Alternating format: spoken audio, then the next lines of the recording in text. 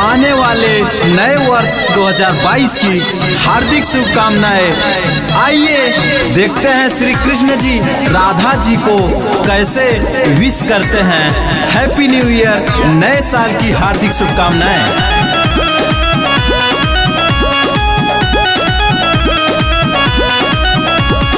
कल मेरे घर राधे गोकुल में आना, माखन का केक मेरे हाथों से खाना, माखन का केक मेरे हाथों से खाना। कल मेरे घर राधे गोकुल में आना, माखन का केक मेरे हाथों से खाना।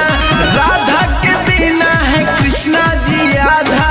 हैप्पी न्यू ईयर ओ मेरी राधा, हैप्पी न्यू ईयर ओ मेरी राधा, हैप्पी न्यू ईयर ओ मेरी राधा, हैप्पी न्यू ईयर ओ मेरी राधा,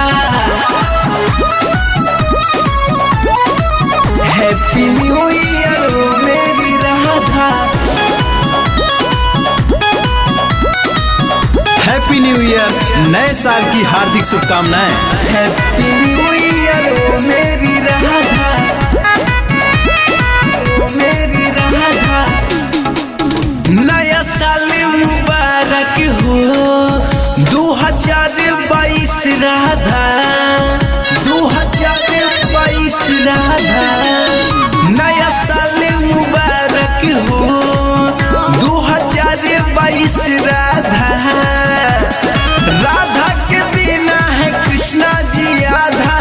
हैप्पी न्यू ईयर ओ मेरी राधा, हैप्पी न्यू ईयर ओ मेरी राधा, हैप्पी न्यू ईयर ओ मेरी राधा, हैप्पी न्यू ईयर ओ मेरी राधा,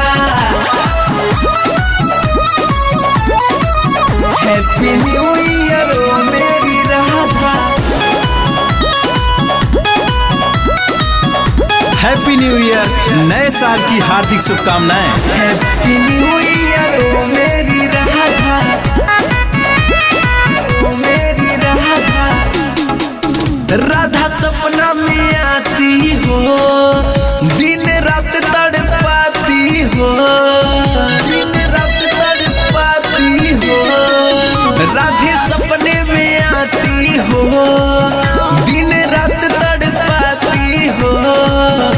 सूरज कंवरिया की गाना बज ज्यादा। हैप्पी न्यू ईयर ओ मेरी राधा, हैप्पी न्यू ईयर ओ मेरी राधा, हैप्पी न्यू ईयर ओ मेरी राधा, हैप्पी न्यू ईयर ओ